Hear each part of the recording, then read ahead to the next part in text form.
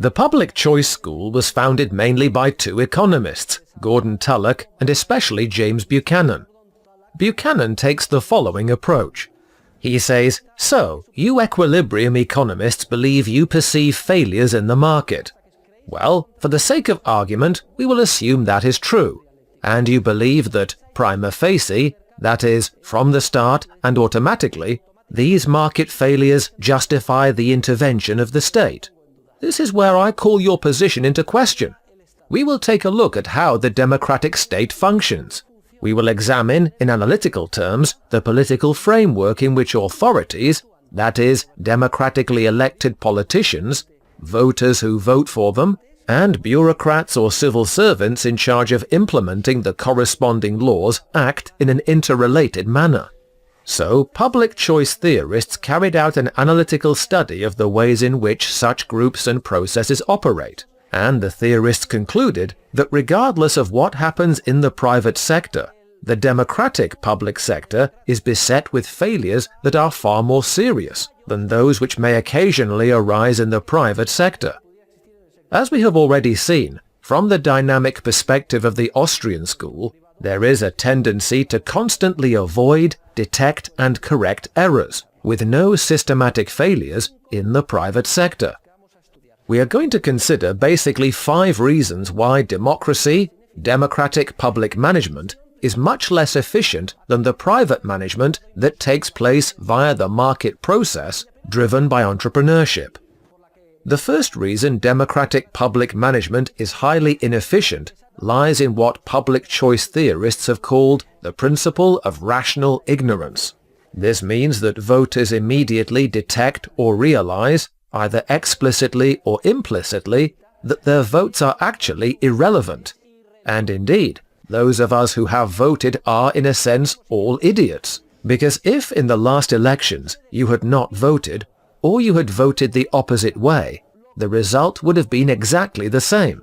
To put it another way, when a vote is taken, like when a general election is held in Spain, in which perhaps 20 or 25 million people vote, the probability of your vote being the deciding vote, which determines that certain people win instead of others, is 1 divided by 20 million. And just to give you an idea of how remote that is, the odds of winning the Christmas lottery jackpot are 200 times greater. So, one person's vote is practically insignificant. You could say to me, "But Professor, if everyone did that, then nobody would vote, and the candidates from my party would not win." Well, if that is what you think, try it. Go out and campaign. Shout. Roam the streets with a bullhorn. Whatever you want. But on election day, sleep in. Tell people you have voted, and the result will be the same. What effect does our awareness of the insignificance of our vote have? It has a public good effect, for voting with a full knowledge of the facts is not in the interest of the vast majority of voters. It is absurd. Voting with a full knowledge of the facts means carefully studying the political platforms, with all of their implications. Of course, this takes hours. It takes time and money. So, if I insist on being a fully informed voter, I bear the entire cost of the effort it takes. However, the benefit of my being a fully informed voter is spread out among millions of voters. I have just observed that the vote of any of us is insignificant, that the probability of our vote being the deciding vote is 1 divided by 20 million. Well, if I bear the entire cost of an activity, but the benefit is spread out among 20 million people, what is the result? The result is that being a fully informed voter who has considered all the angles and all the implications is not in the interest of anyone. So, what do we base our votes on? Well, we base them on emotional considerations and passions, like when we go to a soccer game. I want Real Madrid or Barca to win, and the other team to lose. We have tribal motivations.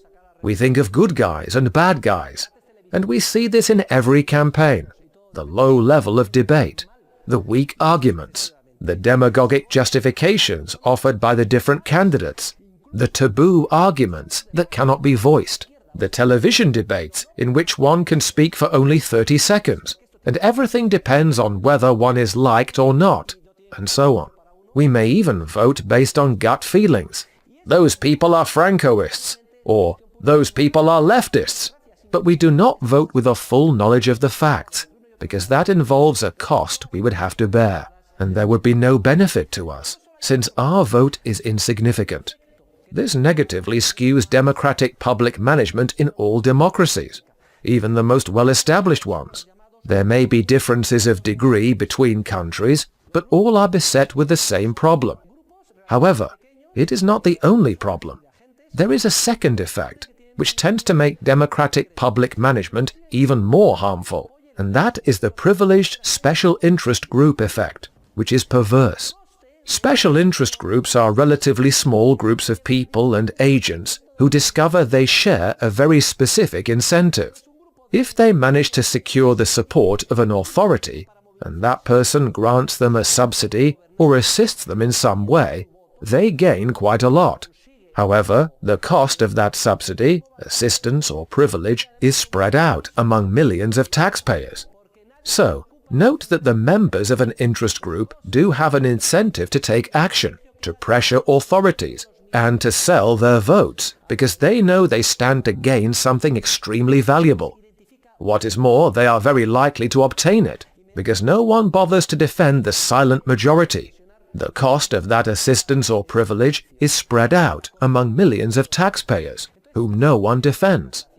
Any time a particular group identifies a great potential benefit, they have an immediate incentive to launch into action and apply political pressure to gain that benefit, and at the expense of others, as is logical. So, what does democracy become? It becomes a kind of free-for-all. Most citizens vote based on gut feelings, and they have little interest in becoming informed, because that entails a huge cost, and their votes are insignificant. However, many small groups do act to pursue political advantages. Anyone can be in such a group. It will always be argued that the goal is to serve the common good, or noble causes, but groups can promote any interest. You can choose any group of people, for instance, farmers, or Hunosa miners, or feminists, or abused women, or the victims of drug addiction, or university students. All are privileged special interest groups. The government attracts all of them like a magnet, because it offers them advantages in exchange for their votes. So, what I'm saying is that in the end, democracy is hijacked, so to speak, by privileged special interest groups, in an environment in which no one worries about defending the silent majorities, among other reasons, because if a candidate tried to do so, he or she would lose the election. There is also a third very powerful effect that disrupts and makes democratic public management inefficient, and that is the bundle purchase effect, or the fact that democratic representation is non-binding. Every 4, 5, or 6 years, depending on the system, politicians promise us the moon, and they always identify interest groups or areas in order to buy votes. But then, once they win an election, they can do whatever they want, because representation is non-binding. That is, unlike in the private sector, we cannot say, "Listen, Mr. Zapatero, Mr. Rajoy, Mr. Aznar, or Mr. Gonzalez, you promised me 800,000 new jobs, and you have not followed through. I am going to take you to court and sue you." No, ladies and gentlemen. Representation is non-binding.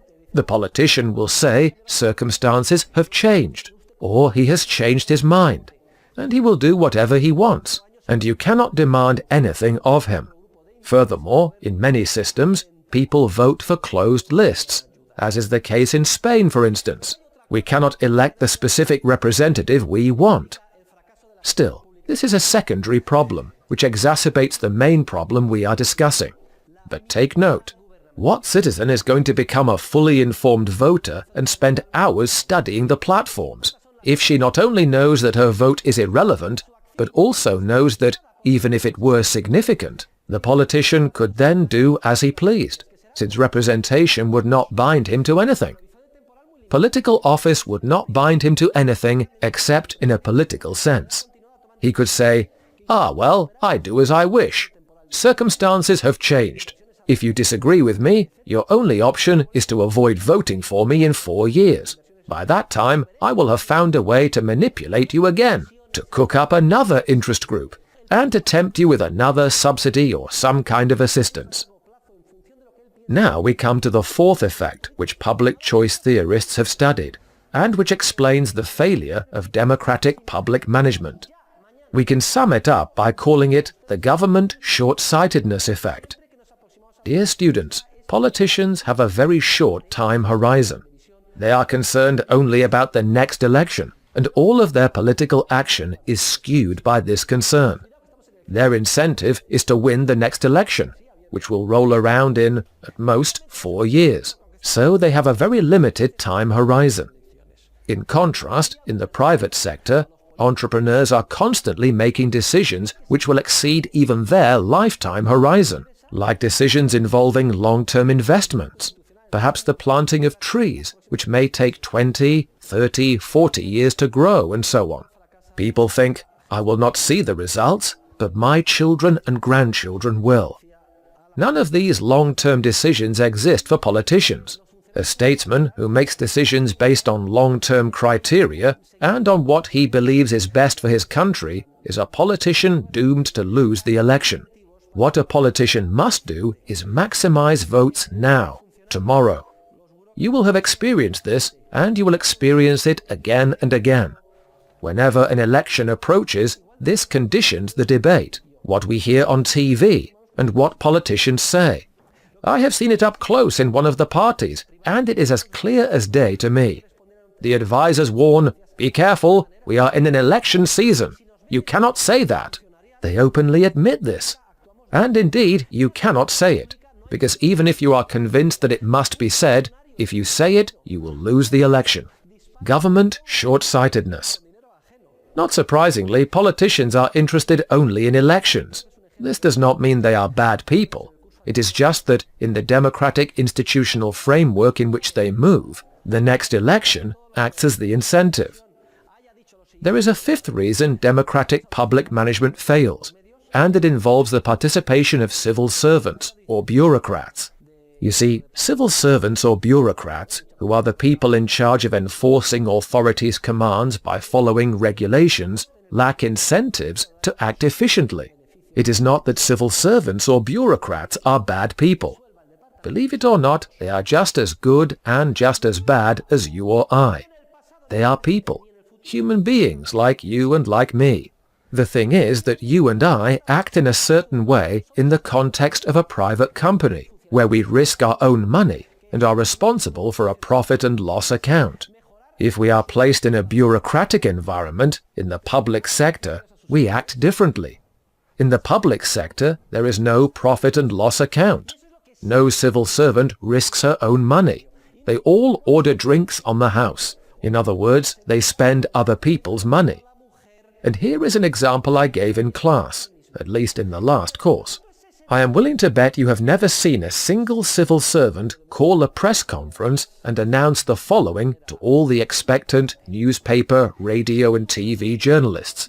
We wish to inform citizens by all available means that, having carried out a scientific, in-depth analysis of our department, be it against drugs or in defense of women or whatever, we have concluded that the cost of our department to citizens exceeds the benefit we provide, and therefore I have asked my minister to dissolve our department and let us all go. Never. Not in the past, not in the present, nor in the future. You will never hear a civil servant say such a thing. No matter how absurd her department is, a civil servant does not make such a request. What does a civil servant want? What motivates a person in a bureaucratic environment? Well, she wants to climb the job ladder, to have more civil servants working under her, to gain prestige, and to have a larger budget. And that is what a civil servant will always request, regardless of her department, whether it concerns public works, or education, or the mistreatment of women, or drug addiction. The pattern is always the same. My department is essential, and here are some important examples which illustrate that. I am facing a very grave problem. However, I do not have enough resources. I need a larger budget allocation. I need more civil servants working under me. more police officers, etc. Then my problem will be solved. That is the usual pattern. I repeat, it is not that civil servants are bad people. It is simply that, in a context in which they are not responsible for a profit and loss account, and they do not risk their own money, the institutional framework leads them to make that request. It does not matter what nonsense they are in charge of. This is the fundamental reason for the megalomania or unchecked expansion of the state. Once a commission or a department has been created, it is impossible to get rid of it. I had a good laugh the other day because someone told me that in Italy a ministry had been created, an actual government department, to deregulate the work of the other ministries. Is this true or not? A ministry for reducing red tape. Do you think this will result in fewer civil servants? On the contrary, it will result in twice as many civil servants and commissions, more people trying to bring order to the chaos, and therefore, ultimately and inevitably, more chaos. Consequently, in light of the fact that it is not in voters' interest to become fully informed before we vote, and the fact that we are the victims of privileged interest groups, and the fact that politicians concern themselves only with the short term and not the long term, and the fact that civil servants are not limited by a profit and loss account and consistently request more resources and regulations, it should not surprise you that the democratic system is a highly inefficient and imperfect system, which produces chaos and disorder in society. Furthermore, it creates perverse incentives for citizens to stop acting in a harmonious manner, and the moment anyone's privilege is threatened, everybody goes out into the streets to protest. Greece provides a recent example of this. Everybody went out into the streets. But why? We were promised we could all retire at the age of 60. Listen, in the Federal Republic of Germany, which is much richer, people retire at 67. No, I have a right to retire at 60. And everybody was protesting in the streets. Once a privilege is granted, remember that socialism and state interventionism are like drugs. It is practically impossible to do away with it.